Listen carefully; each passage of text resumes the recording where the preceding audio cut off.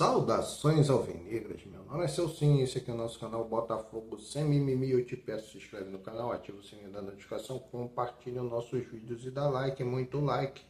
Like é a linguagem do YouTube. Assim nosso canal vai ter aquele crescimento graças à sua participação, graças à sua interatividade, graças a seu like. Lembrando, aqui nós só fazemos um conteúdo por dia e aqui nós só falamos do Botafogo. Hoje é domingo, dia 13, né? Dia 13 de abril. E nós estamos aqui para o nosso vídeo pós-jogo. Sim, o nosso vídeo pós-jogo.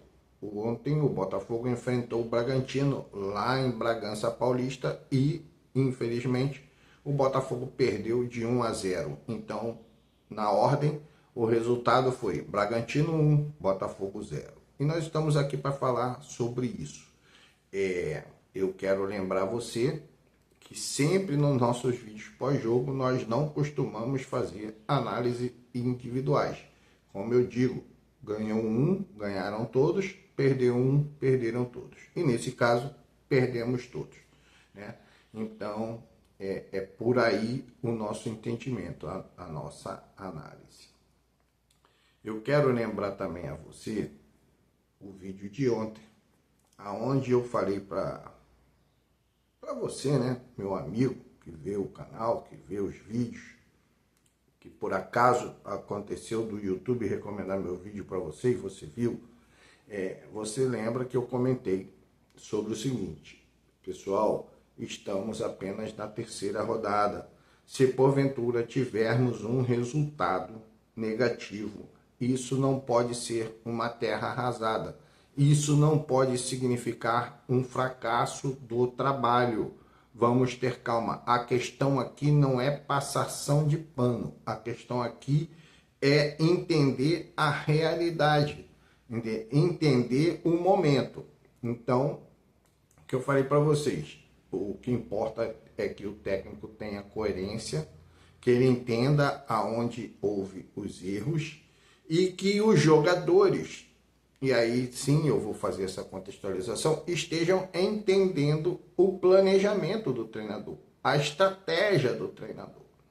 Então isso que seria o mais importante para o Botafogo, porque uma vez os jogadores entendendo essa estratégia, não tem como dar errado, cara. Por quê? Porque você já viu nas entrevistas do Renato Paiva toda uma didática profissional daquilo que ele pretende implementar.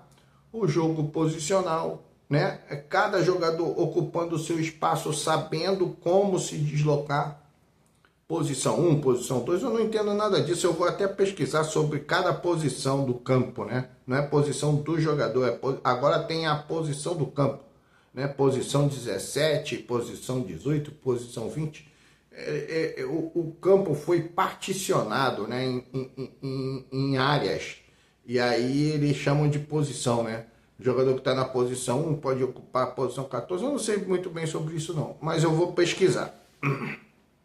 Eu vejo isso muito nos canais, nos canais independentes. Alguns canais independentes falam sobre isso. E muitas vezes falam também na mídia tradicional, né? Os canais ESPN falam muito sobre isso, os canais Globo lá, Sport TV fala sobre isso. Então eu tenho que pesquisar melhor. Bom, então, aí agora indo para o vídeo, o tema propriamente dito do pós-jogo. O que acontece? O Botafogo entrou com aquela escalação modificada apenas no sentido do Patrick de Paula. Eu imaginei que ele fosse optar pelo Santiago Rodrigues. Você lembra, você vai ver lá no vídeo de ontem a minha escalação. A minha escalação era John, Vitinho, Jair, Alexander Barbosa, Alex Telles, Gregory, Marlon Freitas, Arthur, Savarino, Santiago Rodrigues e o Igor Jesus lá na frente. Mas ele preteriu o Santiago Rodrigues e colocou o Patrick de Paula. O que nós vimos? Nós vimos o Bragantino com uma marcação extremamente alta contra o Botafogo logo no início da partida. E nós vimos o Botafogo com grande dificuldade para sair para o ataque, para fazer a transição defesa, meio campo, ataque. O Botafogo não estava conseguindo. Além de estar tentando as ligações diretas estavam todas erradas. E isso me chamou a atenção ontem. O Botafogo errou muitos passes. Os laterais erraram muitos passes. O Alexander Barbosa, o Jair, a nossa defesa estava errando muita conexão com o nosso meio-campo e muita conexão com o nosso ataque. O nosso meio-campo, os volantes perdidos porque tiveram que recuar um pouco, né? Eles não conseguiram jogar atrás das linhas, da primeira linha, né? Atrás da primeira linha do adversário.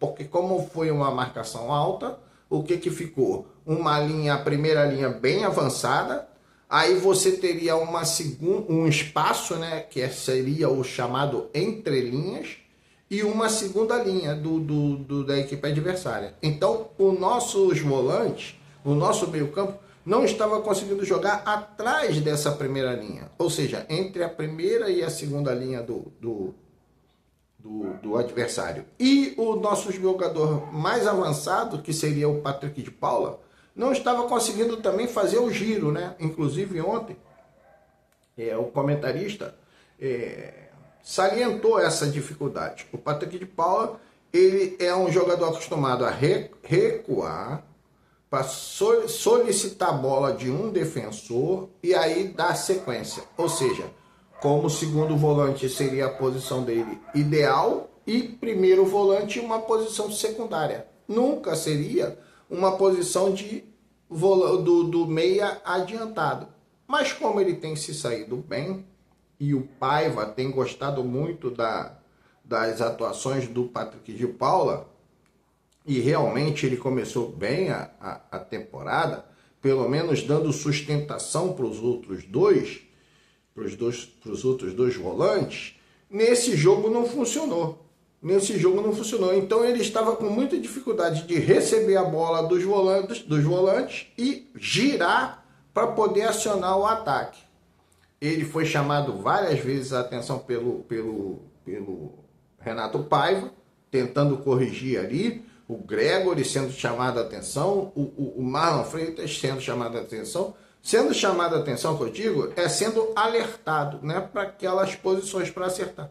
Mas os passes estavam saindo muito mal. Os passes estavam horríveis, não conseguiram conectar um passe sequer. E o nosso ataque, com o Arthur, o Savarino e o Igor Jesus, pouco pôde fazer e não estava fazendo nada porque até os passes no ataque estavam mal. O Savarino errando muitos passes, o Arthur errando muitos passes e o Igor Jesus não estava conseguindo fazer nada.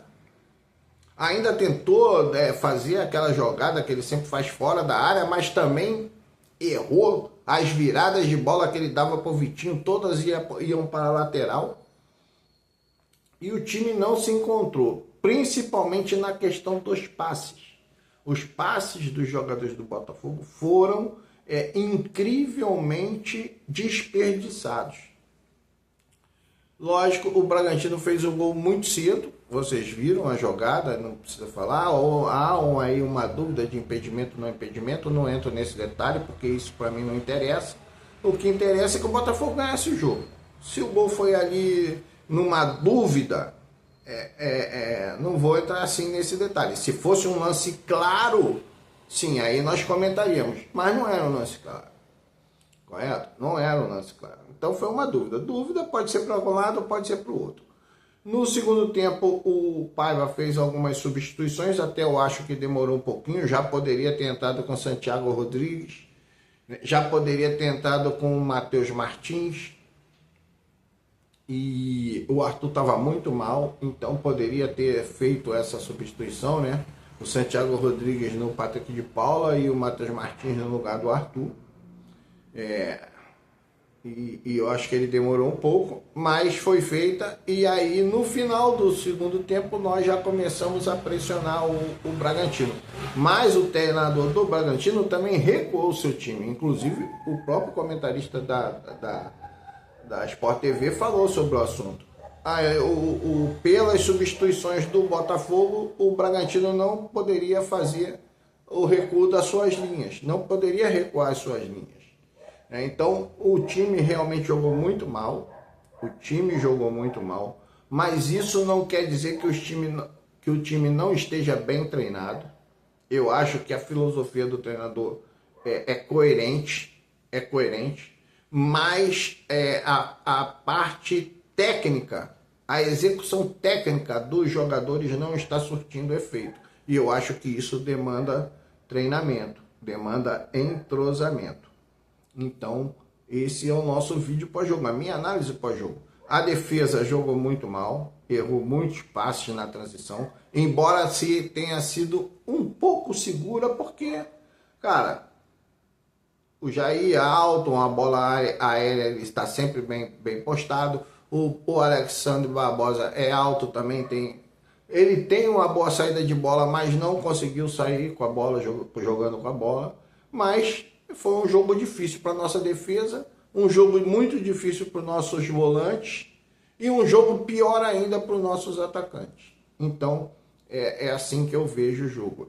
Foi assim que eu vi o jogo, ok? Mas vamos aguardar quarta-feira contra o São Paulo, né? Quarta ou quinta-feira contra o São Paulo, Nilton Santos. Vamos aguardar que seja corrigido esses detalhes, né? Porque esses são detalhes.